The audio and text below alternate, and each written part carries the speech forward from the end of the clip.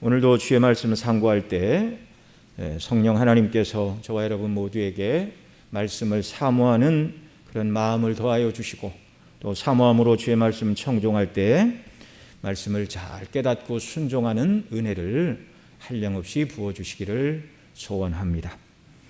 우리는 지난주에 여호와 하나님께서 시내산에서 그 백성들을 불러 계명을 말씀하시고 언약을 체결하려고 그 백성들을 시내산 앞에 부르셨을 때, 십계명을 말씀하시기 전에도, 또 십계명을 말씀하실 때에도, 십계명을 말씀하신 이후에도 계속해서 그 산에서 우레와 번개, 산의 연기와 지진과 불과 나팔 소리가 여전히 울려 퍼졌고, 백성들은 그 모습을 인하여 두려워하며 떨며 멀리서 있었고, 두려워 떨던 백성들은 모세에게 하나님께서 우리에게 말씀하시지 말게 하소서, 당신이 하나님의 말씀을 듣고 우리에게 대신 전해 주십시오. 우리가 불 속에서 말씀하시는 하나님의 음성을 듣고 죽을 것 같습니다. 그렇게 부탁을 하였습니다. 그 요청에 모세는 두려워 말라, 하나님의 강림하심은 너희를 시험하고 너희를 경외하여 범죄치 않게 하려 하심이다, 이렇게 말씀했죠.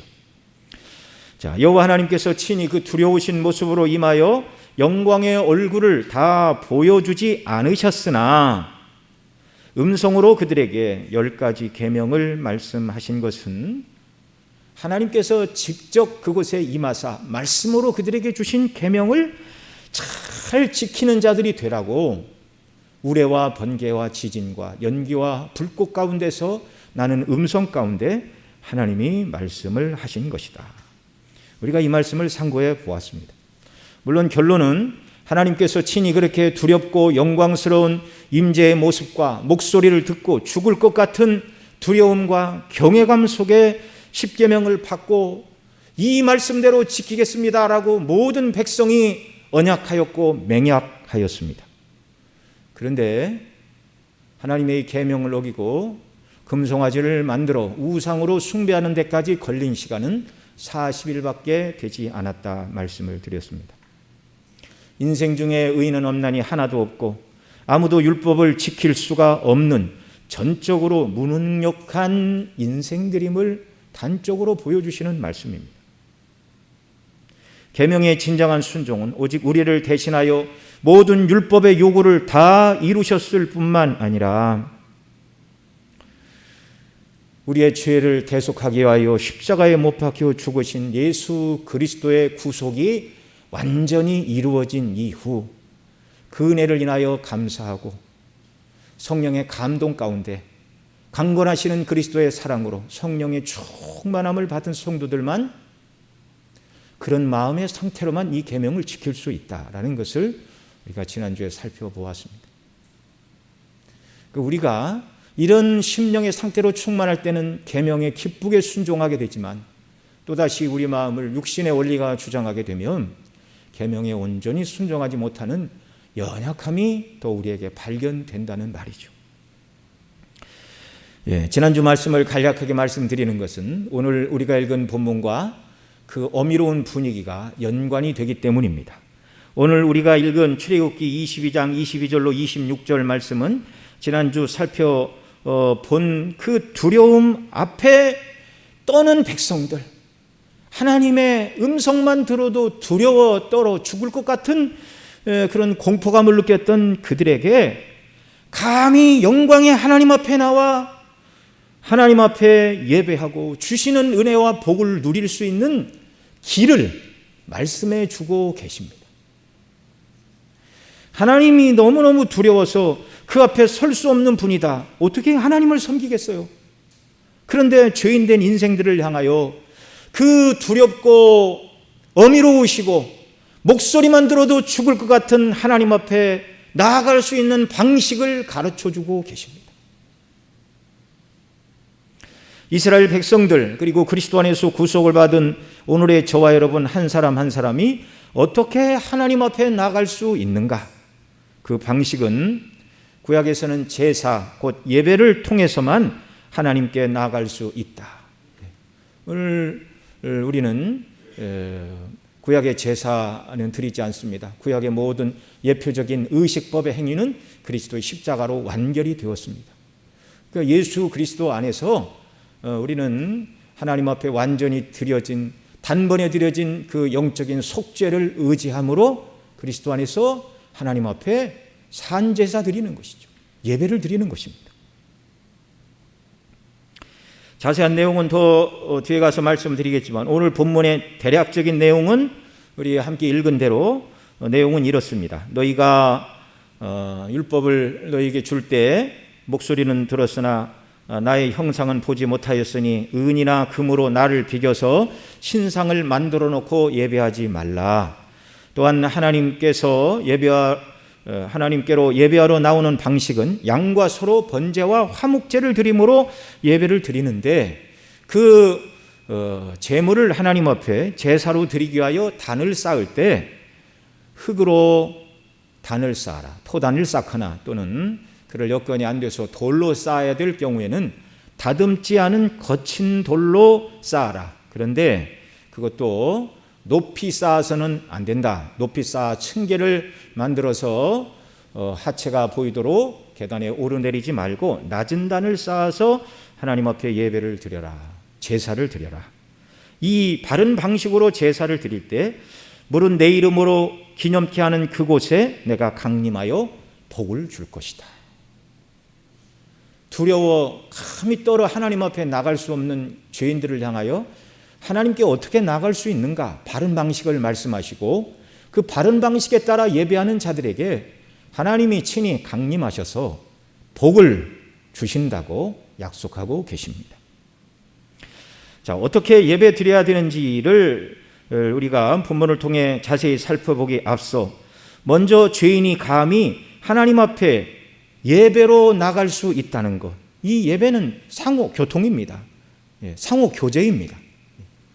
이게 얼마나 큰 은혜인가를 저와 여러분이 날마다 기억하고 예배 자리에 나와야 됩니다. 오늘 본문에서 죄인이 하나님께 나아가는 방식을 하나님께서 친히 말씀해 주셨는데요. 여러분, 본래 죄인은 하나님 앞에 그렇게 교제하러, 하나님과 생명의 교통을 하러, 하나님께 영광을 돌리고 하나님이 기뻐 받으시고 복을 주시는 생명의 교통을 누릴 수 있는 그런 존재들이 아니었어요.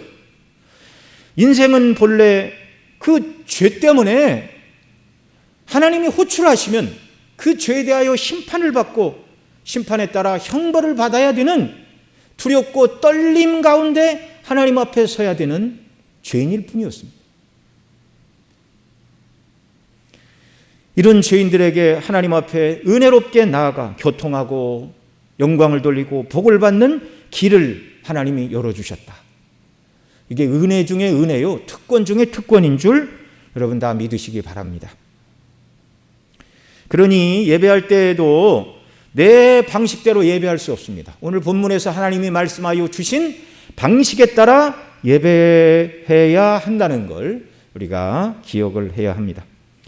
먼저 여러분, 왜 하나님은 오늘 본문에서 기본적으로 하나님께 나아가서 어떻게 예배해야 되는가, 이 방식과 원리를 말씀해 주시는 이유가 무엇이죠? 물론 이 출애굽기 뒤에 가면 성막, 성막을 어떻게 사이즈는 뭐고 무엇으로 만들고 천은 무엇으로 덮고 그 안에 있는 여러 법궤, 또 뭐 진설병, 떡상, 촛불, 앞에 있는 물두멍, 뭐 이런 모든 것들을 하나님이 다 말씀하십니다. 제사장들이 입을 옷과 제사법의 모든 규례들.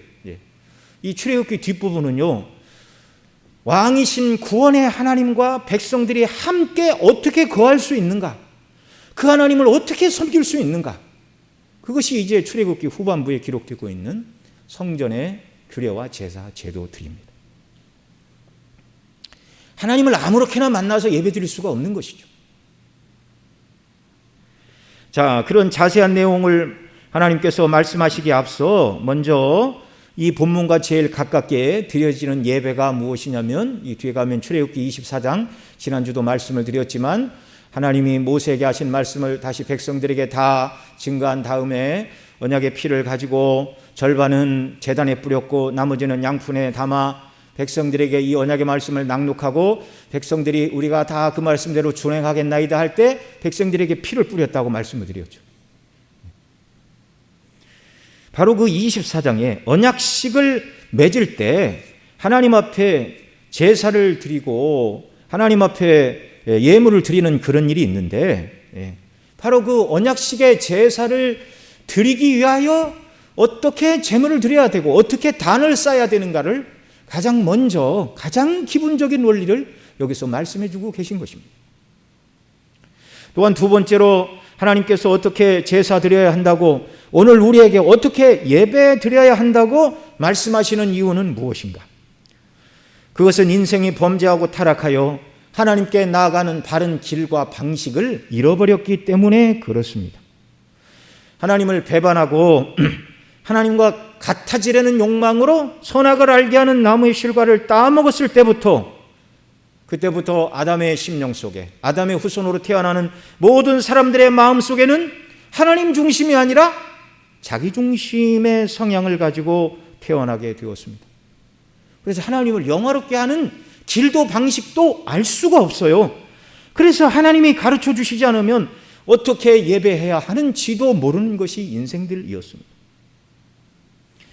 그래서 하나님은 하나님께 나와 제사드리고 예배드리는 일에 있어서도 어떻게 죄인이 하나님 앞에 나와도 죽지 않는가, 어떻게 하나님 앞에 나와 예배를 드려야 하나님이 복을 주시는가, 그 바른 예배의 길을, 정도를 말씀해 주고 계신 것입니다. 여러분 잘 아시는 것처럼 레위기 10장 1절로 2절 말씀해 보면 이렇게 말씀합니다. 같이 읽습니다. 아론의 아들 나답과 아비후가 각기 향로를 가져다가 여호와의 명하시지 않은 다른 불을 담아 여호와 앞에 분향하였더니 불이 여호와 앞에서 나와 그들을 삼킴에 그들이 여호와 앞에서 죽은지라. 아멘. 향로에 불을 담아 분향할 때 무슨 불이면 어떻습니까? 그렇게 생각할 수 있지요. 그런데 하나님께서 명하시지 않은 다른 불을 담았습니다. 이것조차도 하나님 앞에 용납이 되지 않는 거예요. 하나님 앞에 드릴 수 있는 것들은 다 거룩하게 구별된 것들만 하나님 앞에 드릴 수 있습니다. 죄인이 하나님께 나아가는 것, 그 나아감이 인생이 지은 죄를 인하여 앞서도 말씀을 드렸지만 창조와 통치와 재판장 되신 하나님 앞에 자신이 지은 죄에 대한 심판과 그 결과인 진노를 받기 위해 하나님 앞에 나가야 마땅한데, 그런 두려움과 심판으로 하나님이 부르신 것이 아니라 하나님의 긍휼과 은혜와 구원을 얻은 자로서 하나님을 예배하기 위하여 나가는 것은 너무나 크고 영광스러운 일임을, 저와 여러분이 오늘 이 자리에 함께 모여서 또 가정에서 영상을 통하여 하나님 앞에 함께 예배드리는 것이 죄인들이 누릴 수 있는 특권 중에 가장 큰 특권이요 복 중의 복임을 여러분 믿으시기 바랍니다. 저와 여러분 모두는 영광과 권능의 하나님 앞에 감히 설 수 없는 죄인들이었어요. 하나님이 우리 죄를 보시고 심판하시기 위하여 우리를 호출하시면 우리는 그 위험 앞에 자기의 죄를 인하여 부들부들 떨 수밖에 없는 죄인들입니다. 그런데 그리스도 예수 안에서 긍휼을 베푸사 죄에 대하여 죄인에게 진노하시는 하나님의 심판과 무서운 얼굴이 아니라 우리의 죄를 대속하시고 은혜 베푸시고 구원하신 하나님께 나간다는 것, 정말 영광스럽고 가슴 떨리는 감격적인 일인 줄 여러분 믿으시기 바랍니다. 오늘 우리가 하나님을 예배하면서 좋은 환경에서 예배를 드리죠.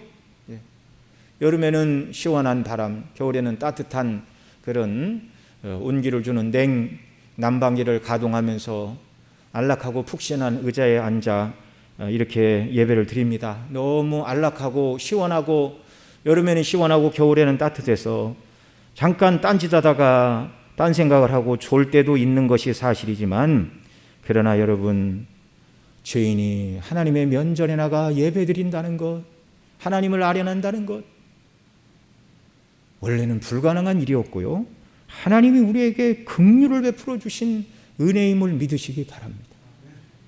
오늘 이 자리에 예배하시면서 나 같은 죄인, 지옥 형벌에 떨어져 마땅한 자를 구원하시고 자녀 삼으시고 귀한 주일에 부르시고 시시때때로 하나님을 예배하는 특권을 주셨다는 이 감격을 회복하시는 역사가 있기를 바랍니다.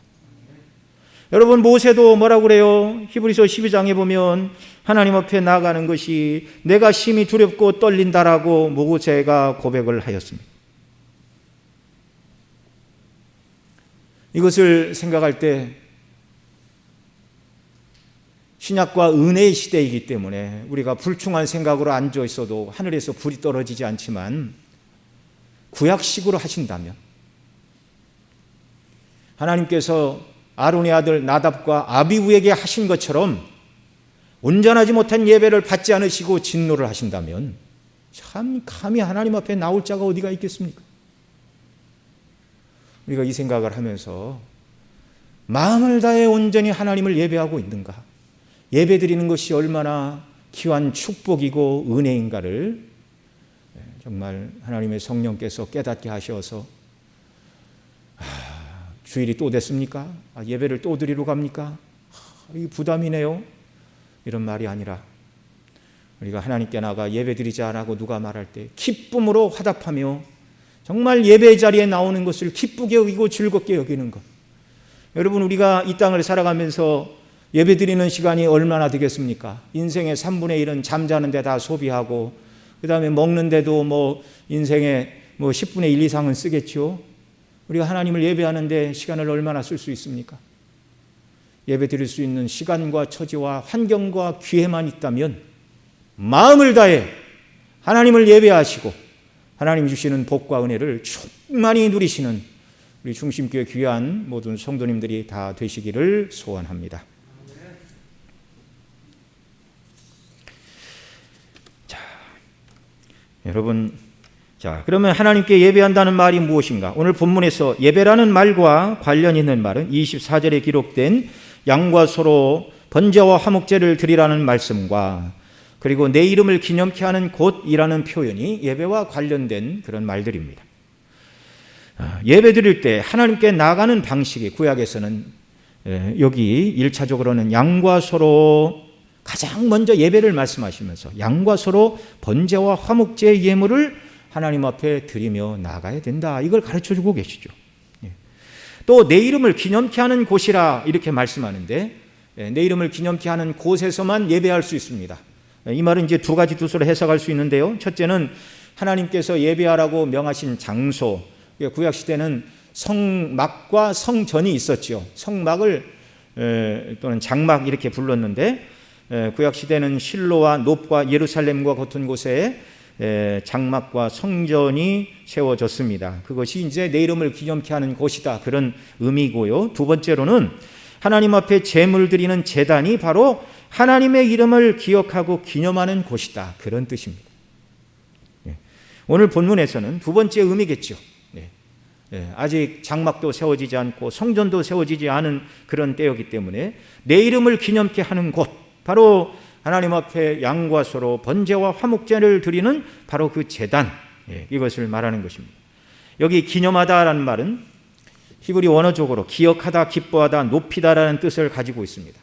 그러니 구약시대 예배는 그리스도의 십자가를 상징하는 제물을 가지고 하나님께 나아가서 구원의 주님을 기억하고 기뻐하며 높이는 것, 출애굽의 은혜를 베푸신 구원의 하나님을 높이고 기억하고 기념하는 것, 이것이 기본적인 예배의 내용이었습니다. 우리말 성경인 개역 개정에서 예배라는 말이 가장 먼저 쓰인 곳은 창세기 22장 5절인데요. 아브라함이 모리아 산으로 그 아들 이삭과 번제를 드리러 가면서 그 사환에게 이렇게 말합니다. 같이 읽습니다. 이에 아브라함이 사환에게 이르되 너희는 나귀와 함께 여기서 기다리라. 내가 아이와 함께 저기 가서 경배하고 너희에게 돌아오리라.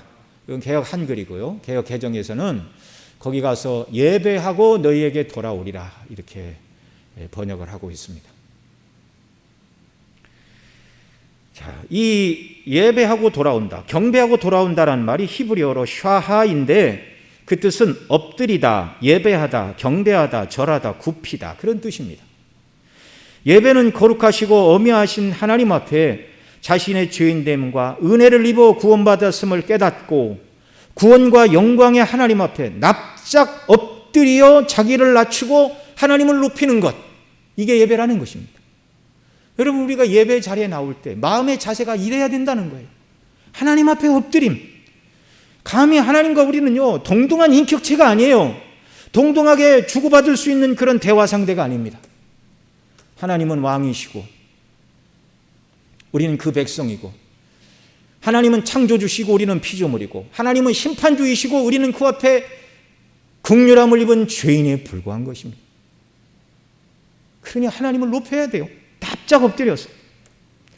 오늘 우리가 의자에 앉아서 비록 예배를 드리나 마음의 자세는 겸손하게 하나님의 영광과 구원을 찬미하며 겸비한 마음으로 엎드리는 자세로, 가장 낮은 자세로 하나님을 높이며 영광을 돌리시기 바랍니다. 또 예배와 관련된 다른 하나는 섬기다라는 단어인데요, 이 단어는 하나님께 예배한다는 의미로 처음 사용된 것이 출애굽기 3장 12절인데 같이 읽습니다. 하나님이 가라사대 내가 정녕 너와 함께 있으리라. 내가 백성을 애굽에서 인도하여 낸 후에 너희가 이 산에서 하나님을 섬기리니 이것이 내가 너를 보낸 증거니라. 하나님이 호렙산 떨기나무 불꽃 가운데 모세를 부르실 때 하시던 말씀입니다. 하나님을 섬기리니 이렇게 말하는데요, 여기 섬긴다는 말이 아바드라는 단어인데 기본적으로는 일하다라는 뜻입니다. 이 단어가 하나님과 왕에게 사용되면 다스린다, 통치한다라는 의미이고요, 아랫사람이 윗사람을 또는 사람이 하나님께 대하여 이 단어를 사용할 때는 섬긴다, 경배한다라는 그런 뜻입니다. 네. 그러니까 왕과 하나님이 하시는 일은 통치요 다스림이요, 백성과 죄인이 하나님을 향하여 일하는 것은 섬기고 경배하는 것이다, 그 말이죠. 이 아바드라는 단어에서 모음을 다르게 붙여서 발음하면 에베드가 되는데 종이라는 뜻입니다. 그러니까 이 아바드라는 단어는 기본적으로 왕을 향한 종의 섬김을 말하는 것입니다. 우리가 예배하러 여기 나왔는데 대접받으러 나온 자리가 아니라 하나님을 왕으로 섬기기 위하여 나온 자리임을 믿으시기 바랍니다. 마음을 다해서 찬송해야 되고요, 마음을 다해서 우리 마음을 쏟아놓고 죄악을 고백하고 구원해 주신 은혜에 대한 감사와 찬양과 영광을 하나님 앞에 돌려야 됩니다. 그렇게 간절한 마음으로 예배를 드리면, 오늘 우리 요새는 성가대도 쓰지 못하지만 오늘 성가대가 얼마나 찬송을 참 잘하나 한번 보자, 이건 자기가 예배를 받겠다는 자세입니다. 오늘 목사님이 얼마나 감동적으로 말씀을 잘 증거하시나 한번 보자, 내가 예배를 받겠다는 자세입니다. 자세를 바꿔야 돼요. 하나님 앞에 엎드리고 왕을 섬기고 그리스도의 대속의 은혜만 높이고, 하나님 저 같은 죄인을 구원해 주시니 감사합니다, 영광을 받아 주옵소서, 이런 낮은 마음, 견비한 마음으로 하나님을 예배할 때 그의 마음속에 하나님이 말씀을 통하여 은혜를 주시고 치료하시고 새롭게 하시고 회복하신 은혜를 주시는 줄로 믿습니다. 여러분, 출애굽기 앞부분을 강론하면서 출애굽의 목적이 단순히 애굽 땅에서 가나안 땅으로 지역적인 이주가 목적이 아니었고, 또 애굽의 종살이 하는 자들이 불쌍해서 해방과 자유를 주시는 것도 출애굽의 목적이 아니고, 출애굽의 참 목적은 오늘 우리가 읽은 대로 이 산에서 하나님을 섬기리니, 시내산에서 하나님께 예배하고 언약식을 했죠. 그러나 여기서만 머무른 것이 아니라 시내산이 되었던 가나안 땅이 되었던 어디가 되었던지 간에 하나님을 섬기는 자, 하나님을 예배하는 자들로 만드시려고 출애굽의 은혜를 주신 줄 믿으시기 바랍니다. 오늘 저와 여러분을 그리스도 안에서 구원하신 목적도 바로 하나님을 섬기는 예배 드리는 자로 만드시기 위하여 구원해 내셨음을 믿으시기 바랍니다. 이 출애굽기에 바로 이 출애굽과 관련하여 나를 섬기게 할 것이다라는 단어가요 15번이나 사용이 되었어요. 4장 23절에서도 이렇게 말합니다. 같이 읽습니다. 내가 내게 이르기를 내 아들을 놓아서 나를 섬기게 하라 하여도 내가 놓기를 거절하리니 내가 내 아들 내 장자를 죽이리라 하셨다 하라 하시니라. 모세로 하여금 바로에게 이 말씀을 전하라고 하신 말씀이죠. 내 아들을 놓아, 이스라엘을 놓아서 나를 섬기게 하라. 이 단어가 바로 아바드라는 단어입니다. 뿐만 아니라 7장 16절에서도 그에게 이르기를 히브리 사람의 하나님 여호와께서 나를 왕에게 보내어 이르시되 내 백성을 보내라 그들이 광야에서 나를 섬기리라 하셨으나 이제까지 내가 듣지 아니하도다. 네. 이 출애굽의 목적이 나를 섬기는 것이다. 출애굽에서만 15번. 네. 제가 어제 성경 사전을 딱 펴놓고 일일이 다 찾아왔습니다. 다른 용례로 쓰인 단어도 많이 있지만 출애굽의 목적은 하나님을 섬기게 하는 것, 하나님을 예배하게 하는 것, 종으로서 왕이신 하나님을 섬기는 예배자로 삼으시기 위하여 이런 은혜를 주셨다는 말씀이죠.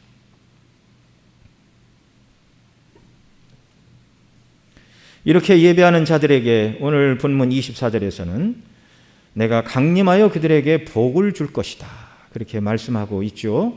이 복이 무엇인가는 이제 뒤에 가서 더 말씀을 드리도록 하겠습니다.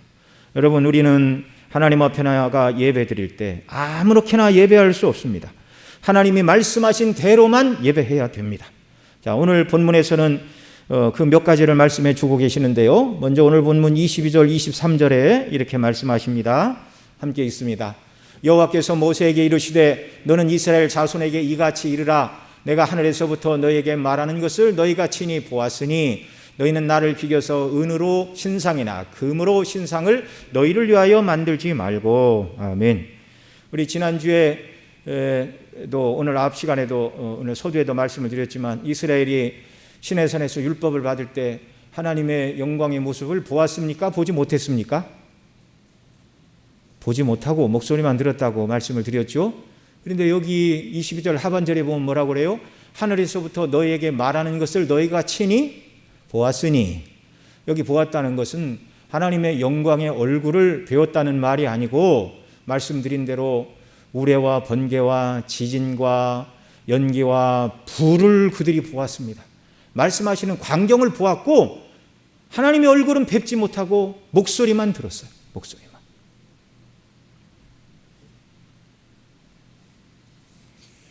예. 이걸 신명기 4장에 가면 아주 분명하게 얘기를 하죠. 신명기 4장 11절로 12절에 이렇게 말합니다. 같이 읽습니다. 너희가 가까이 나와서 산 아래에 서니 그 산에 불이 붙어 화염이 충천하고 유암과 구름과 흑암이 덮였는데 여호와께서 화염 중에서 너희에게 말씀하시되 음성뿐이므로 너희가 그 말소리만을 듣고 형상은 보지 못하였느니라. 모세가 분명하게 이 신명기는 이제 출애굽 40년 다 되어갈 때 광야에서 마지막으로 행한 모세의 설교를 담고 있습니다. 네. 그때 출애굽 당시 있었던 사건을 아주 더 분명하게 설명하고 있죠. 하나님의 목소리만 들었고 말씀하시는 광경은 보았지만 하나님의 영광의 형상은 보지 못하였습니다. 그래서 신명기 4장 15절 이하에 이렇게 말합니다. 호렙산 화염 중 너희에게 말씀하시던 날에 너희가 아무 형상도 보지 못하였은즉 너희는 깊이 삼가하여 아무 형상도 만들지 말되 하나님을 비교 남자의 모습이나 여자의 모습 또는 짐승이나 하늘을 나는 새나 또 땅에 있는 곤충이나 땅 아래 물속에 있는 어떤 어족의 형상으로도 하나님을 절대 만들어 섬기지 말고 뿐만 아니라 하늘의 1월 성신을 바라보고 그것에 미혹되어 그것도 경배해서는 안 된다. 그렇게 말씀을 하였습니다.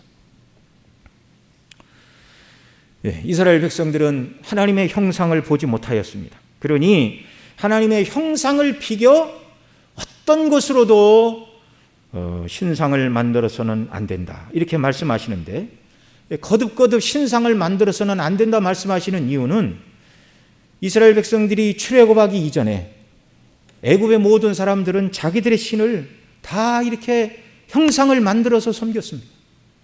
그들이 들어갈 가나안 땅의 사람들도 자기들이 섬기는 신들을 신상을 만들어서 섬겼습니다. 그렇게 하지 말라는 것이죠. 하나님은 만유를 만드셨고 만유보다 크신 분인데 어떻게 그 하나님을 비교서 하나님이 만드신 피조물 중에 하나로 비교 하나님을 설명할 수 있습니까? 이건 불가능한 일이에요. 모든 피조물은 하나님이 말씀으로 지으셨고 오직 하나님께서 친히 흙으로 빚으신 존재는 사람밖에 없고 사람만 하나님의 형상으로 지으심을 받았습니다. 그러니까 굳이 따지자면 하나님의 형상이 사람에게 있습니까? 사람 밖 피조물에게 있습니까? 사람에게만 있는 거예요. 하나님의 형상이. 근데 하나님의 형상으로 지음을 받은 인생이 하나님의 형상이 없는 세상의 피조물의 모습을 만들어 놓고 그 앞에 절한다라는 것은 이건 격에 맞지 않는 것입니다. 이건 왕이 신하 앞에 절하는 격이에요. 있을 수가 없는 일이에요. 하나님을 무엇으로 비길 수 있습니까? 애굽에 내리신 10가지 재앙 모두가 애굽 사람들이 섬기던 신들과 다 관련이 있다고 말씀을 드렸습니다. 첫 번째 재앙인 나일강을 치신 것도 그들이 나일강을 신으로 섬겼습니다. 예. 아홉 번째 재앙인 태양을 치신 것도 마찬가지이죠. 예. 그들이 태양도 신으로 섬겼고 마지막 바로의 아들을 쳤는데 바로는 바로 그 신의 화신이다 그렇게 생각을 했죠. 모든 것이 다 우상이었습니다. 가나안 땅에 들어가서 대표적인 우상은 바로 바알 신이었죠. 바알은 비를 내리고 출산을 장려하는 신으로 그렇게 가나안 사람들이 스스로 생각해서 만든 신입니다. 오늘 본문 뒤에 보면 단을 높게 쌓지 말고 하체를 드러내지 말라 하시는 이 모든 말씀들이 애굽과 가나안 땅의 우상 숭배가 이런 형식으로 진행이 되었던 거예요.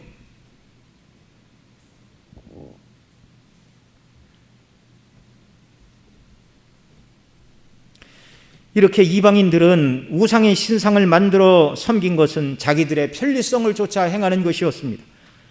눈에 보이는 신들을 만들었으니 종교적인 만족감도 있고 또 그 신상 앞에 제물을 드리고 그 신들을 즐겁게 음란하게 섬겼으니 이제 내가 원하는 것을 달라는 것입니다. 신상을 만드는 데는 조종하는 심리, 보상 심리가 거기 다 깔려 있는 거예요.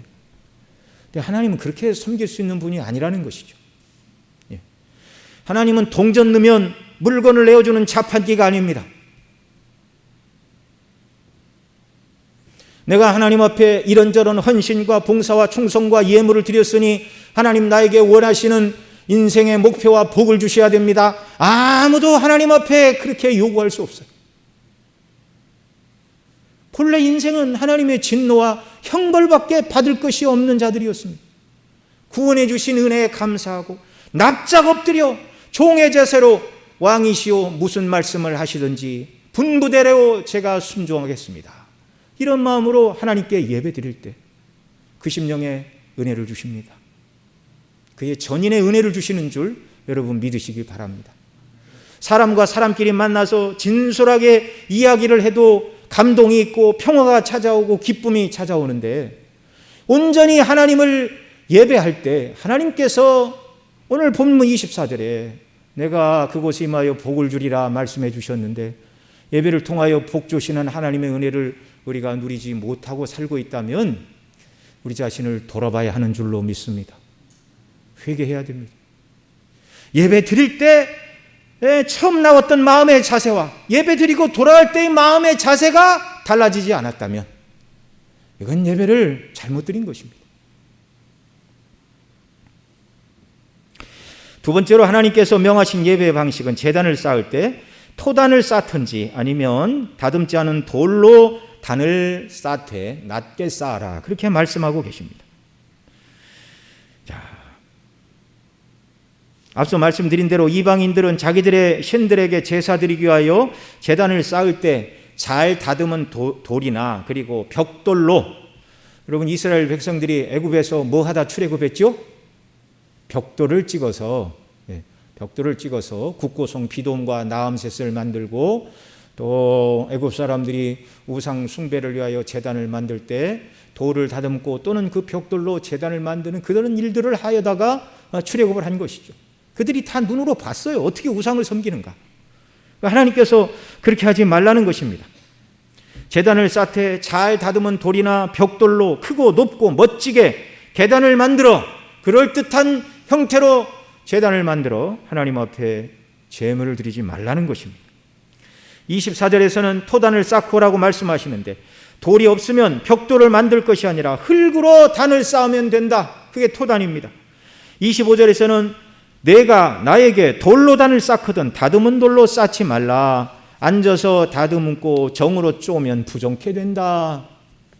인위적인 가공을 하지 말고 있는 모습 그대로 하나님 앞에 나와야 된다는 것이죠. 죄를 회개하는 마음으로 어느 것도 포장하지 말고 26절에서는 너는 층계로 내 단에 오르지 말라고 하시는데 층계로 오르지 말라는 말씀의 목적은요, 단을 높게 쌓아 층계를 만들어 이렇게 올라가게 되면 하체가 드러나니까 처음부터 낮게 쌓으라는 것입니다. 당시 이방인들은 멋진 돌을 잘 다듬어 높은 단을 쌓아 계단에 올라가서 자기들의 신들에게 섬겼는데 그렇게 하지 말라는 것이죠. 26절 내 하체가 그 위에 드러날까 함이라 말씀하시는데 여기 하체라는 말의 히브리어의 본래적인 뜻은 벌거벗은 나체를 의미하는 것입니다. 이방인들은 이렇게 우상을 숭배했고 그 우상 숭배에 참여하는 자들은 필연적으로 음행이 이어지는 것이 당시 이방인들의 제사 방식이었습니다. 특별히 가나안 땅에 발과 아세라를 섬기던 사람들이 이런 모습으로 제사를 드리고 음란을 행한 것은 제사의식의 일부였습니다. 그렇게 하지 말라는 것이죠. 토단을 쌓고 돌로 쌓으려면 다듬지 않은 돌로 쌓되 층계를 만들 필요가 없는 낮은 단을 만들어서 하나님 앞에 제사를 드려 이방인들처럼 그런 마음에 헛된 생각이나 잘못된 요소로 예배하는 것이 없게 하라. 외형을 꾸미고 음란한 예배가 아니라 앞서 말씀드린 대로 구원의 은혜를 인하여 하나님 앞에 감사하고 납작 엎드려 구원을 찬양하며 종의 자세로 하나님을 섬기고 말씀에 귀를 기울이고 명한 바를 온전히 행하는 완전한 섬김의 예배의 자리로 나아가야 된다는 것을 말씀하는 것입니다. 저와 여러분은 성경이 명한 대로만 예배해야 한다는 것을 꼭 기억해야 됩니다. 이것은 오늘날 개혁주의와 개혁주의가 아닌 사람들의 입장이 여기서 분명하게 갈려지는데요. 개혁주의의 예배 방법은 오직 하나님께서 오늘 본문에 말씀하신 것처럼 어떻게 예배해야 되는가? 토단을 쌓고 돌로 할 때는 다듬지 말고 층계도 만들지 말고 그 다음에 제사의 방편은 이제 뒤에 가서도 말씀을 드리겠지만 양과 소로 번제와 화목제를 드려야 된다. 분명한 기준을 정해 주셨습니다. 바르게 하나님을 예배하기를 원하는 사람들은요, 성경에 말씀하신 내용을 따라서만 예배해야 한다는 것입니다. 그런데 이 비개혁주의 입장은 무엇이냐면 성경에 말씀하신 방법과 그 다음에 성경에서 이렇게 예배하면 안 된다라고 말씀하신 것, 그렇게 그것만 빼고, 그건 빼고 이렇게 하면 안 된다. 그러니까 예를 들어서 여기 우상을 만들지 말라 그러니까 저 노마 교회에서는 이방인의 신상을 만들지 않지만 하나님의 신상은 만들지 말라는 말씀이 없으니까 예수님의 모습도 만들고 성모상도 만들어 놓고 그렇게 경배하는데 오늘 우리가 신명기 4장에서 분명히 봤죠. 하나님 형상을 보지 못하였으니 나를 위해 아무것도 만들지 말라. 개혁주의 입장은 성경에 기록된 방식대로만 예배해야 된다. 그 외에 비개혁주의 입장은 성경에 기록된 것 플러스 성경에서 하지 말라는 것을 빼놓고 언급이 없는 방식으로 예배해도 상관이 없다. 그렇게 말하는 것입니다. 여러분, 오늘날 어떤 교회들은 사람들을 많이 모으기 위하여 예배 시간에 마술을 행하는 데도 있다고 그럽니다. 좋겠죠? 어떤 분은 또 그래요. 예배 시간에 지루하게 찬송가만 부르지 말고 이렇게 설교하다가 성도들이 졸려 그러면 정서를 터치할 수 있는 가요를 부르랍니다. 깜짝 놀라겠죠? 여러분, 누구를 예배하는 겁니까, 그게?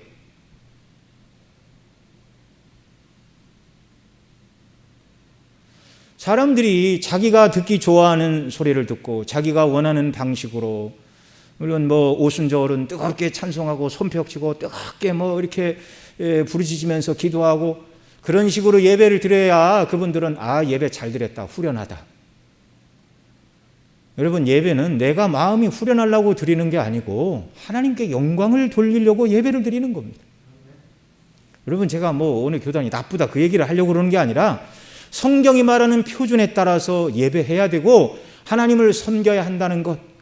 예배 자리에 나올 때 나는 하나님 앞에 섰을 때 내 죄로 인하여 심판을 받고 진노받을 것밖에 없는 죄인이었는데 어떻게 이렇게 하나님을 예배하는 자로 나를 부르셨는가에 대한 감격과 기쁨으로 하나님 앞에 엎드리고 종의 자세로 하나님만 높이고 예배하는 이런 마음의 상태를 우리가 가져야 한다는 것입니다.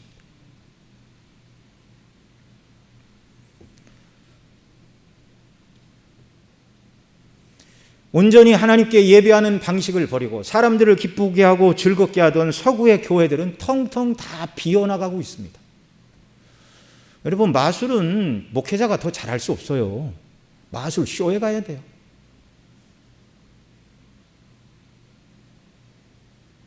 가요도 세상의 가수들이 훨씬 더 잘 부릅니다.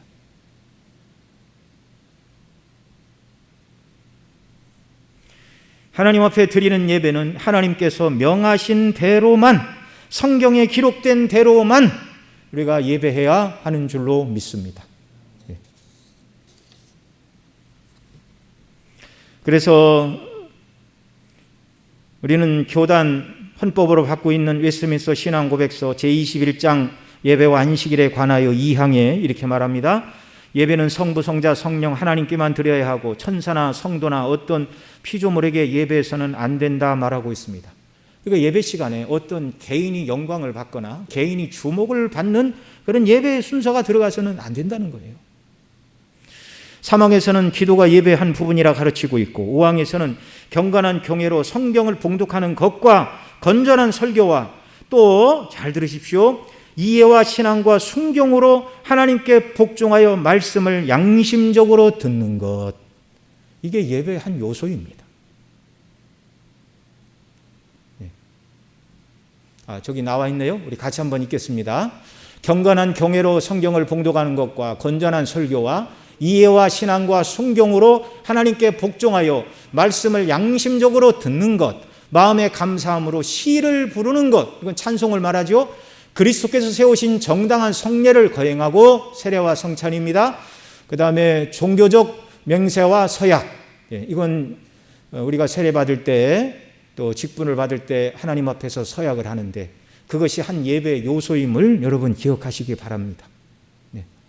장로님을 세우거나 목회자 위임식을 할 때도 목회자도 서약을 하고 우리 성도님들도 서약을 하는데 그게 한 예배의 요소로서 하나님 앞에 행한 것입니다. 또한 신성한 금식 그리고 특별한 경우의 감사들은 몇 차례 적당한 시기에 거룩하고 종교적인 방식으로 사용되어야 한다. 성경에 규정해 주신 방식에 따라서만 우리가 예배해야 한다는 것을 우리가 분명히 알아야 됩니다. 그 다음에 예배의 핵심은 무엇입니까? 말씀드린 대로 24절에서 너희 양과 소로 너희 번제와 화목제를 드리라 이렇게 말씀하고 있는데요. 바로 구약의 예배의 핵심은 양과 소로 드리는 피의 제사이죠.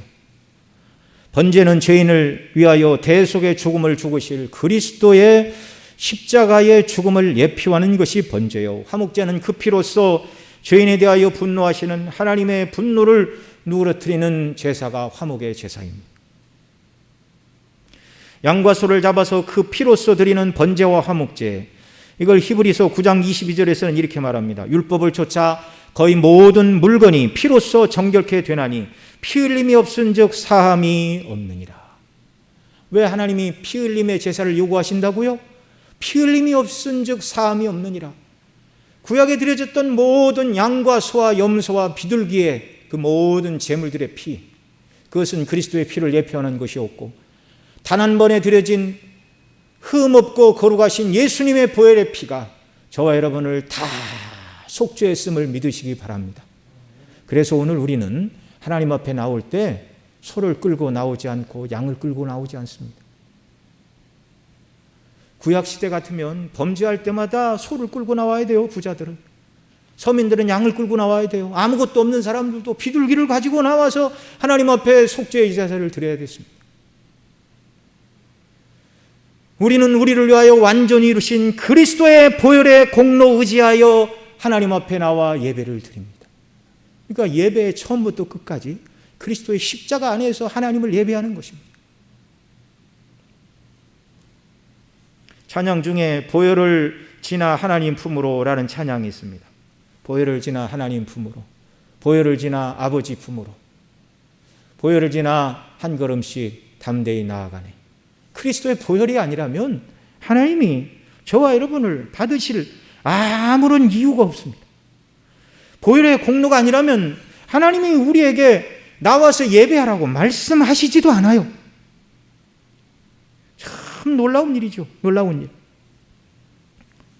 예수님의 피가 우리 죄를 위하여 드려졌기 때문에 우리가 어떤 찬송과 기도와 감사를 드린다 할지라도 하나님이 기뻐 받으시는 것입니다. 그러니까 항상 예배는 양과 소의 번제와 화목제에 흘린 피로서 그리스도의 피를 의지하여 대속의 은혜를 의지하여 하나님 앞에 나아가 예배 드리는 것이다.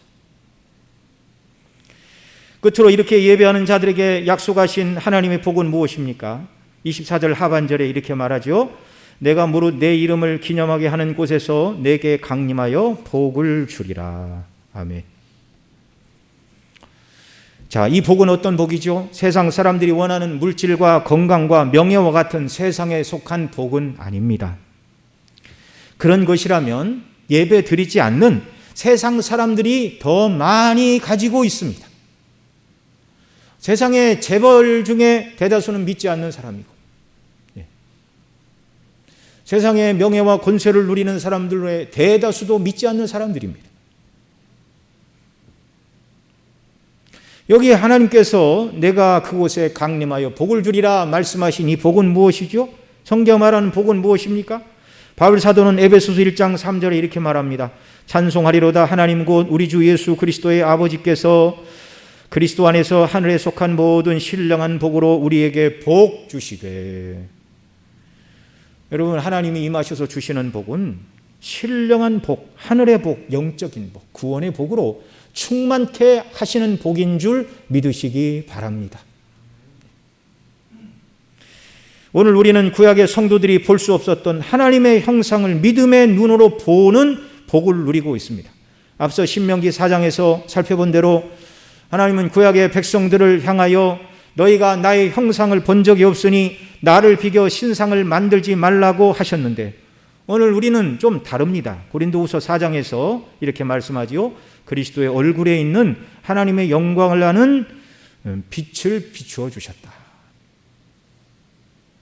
물론 하나님의 형상이라고 말할 때 사람처럼 외형을 말하는 것이 아니고 하나님의 그 영광스러운 성품과 우리에게 베푸신 그 모든 사랑을 드러내는 것을 말하는 것이죠. 골로새서 1장 14절 15절에서는 이렇게 말합니다. 같이 읽습니다. 그 아들 안에서 우리가 구속고 죄사함을 얻었도다. 그는 보이지 아니하시는 하나님의 형상이요 모든 창조물보다 먼저 나신 자니. 자, 예수님이 누구라고요? 하나님의 보이지 아니하시는 하나님의 형상이다. 예수님과 우리는 2000년 간격이 있으니까, 우리가 예수님을 눈으로 못 봤으니까 우리도 뭐 하나님 형상을 못 본 것인가요? 그런 말이 아니죠. 외형을 말하는 것이 아닙니다. 기록된 말씀을 통하여 믿음의 눈으로 예수 그리스도의 얼굴에 나타난 하나님의 영광, 예수님의 인격과 사역을 통하여 하나님께서 죄인을 얼마나 사랑하시고 죄를 얼마나 미워하시는 공의에 충만하신 하나님, 그래서 그 아들을 십자가에 내어 주시지 않으면 우리를 구원하실 수 없는 그 단 하나의 외롭고도 힘든 길을 하나님이 사랑으로 택하사 아들을 우리에 내어주시고 우리를 구원하신 하나님의 영광스러운 성품, 놀라운 권능, 구원의 은혜, 이 모든 것들이 하나님의 형상이라는 것입니다. 예수님의 인격과 십자가의 죽으심과 부활을 통하여 우리는 하나님께서 얼마나 거룩하시고 사랑이 충만하시고 은혜로우시고 자비로우신지를 깨달으며 기쁨으로 예배하는 복을 우리에게 오늘 내려 주십니다. 이것을 바르게 예배하는 자들의 심령 속에 부어주신다는 말이죠. 하나님이 얼마나 영광스럽고 얼마나 복되고 그 하나님과 교통하며 주시는 은혜와 복락. 여러분, 순례길에서 저와 여러분에게 이것이 날마다 필요한 줄 믿습니다. 오늘도 이 복을 받고 돌아가야 되고요, 다음에 오셔도 이 복을 받고 돌아가야 되고요, 하나님이 얼마나 사랑스럽고 영광스럽고 은혜로 충만하시고 종의 자세로 엎드려 하나님을 경배하고 은혜를 간구할 때 우리 심령에 주시는 그 놀라운 은혜로 저와 여러분이 충만해야 돼요.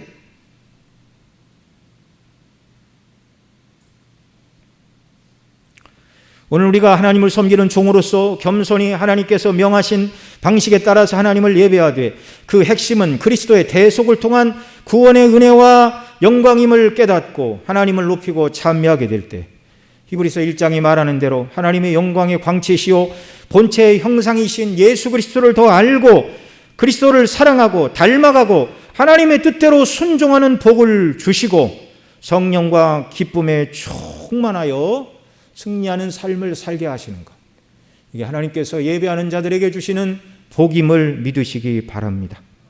성경대로 바르게 예배함으로 하나님께 영광을 돌릴 뿐만 아니라 우리에게 주시는 복과 은혜, 복음의 영광으로 충만하여 누구를 만나든지 말로써 그리스도의 복음을 증거하고 그리스도의 사랑을 실천하여 하나님 나라를 확장하고 하나님 마음을 시원케 하는 성도들로 이 땅을 살아가는 역사, 저와 여러분 모두에게 한량없이 부어주시기를 소원합니다. 기도하시겠습니다. 사랑하시는 아버지 하나님, 오늘도 주 앞에 저희들을 불러주시고 감히 죄인들로 하여금 어떻게 하나님 앞에 나아갈 수 있는지, 어떻게 예배할 수 있는지 말씀을 통하여 듣게 하심을 감사드립니다. 하나님 앞에 설 수 없는 죄인들이었습니다. 하나님의 심판과 진노밖에는 아무것도 기대할 것이 없는 저희들인데 우리에게 쏟아져야 될 심판과 진노를 예수님을 통하여 십자가에서 다 쏟으시고 대신 미소 지으시는 얼굴로 우리를 맞이하시고 온전히 예배할 때 그리스도를 알게 하시고 하나님의 영광과 권능으로 충만하게 하시고 구원의 기쁨과 감격으로 충만하여 하나님께 영광을 돌리고 이 땅을 살아가고 그리스도를 자랑하는 자들로 우리를 부르신 이 은혜의 영광을 날마다 누리며 살아가는 저희들 되게 하여 주시옵소서. 우리 구주 예수님의 이름으로 기도드리옵나이다. 아멘.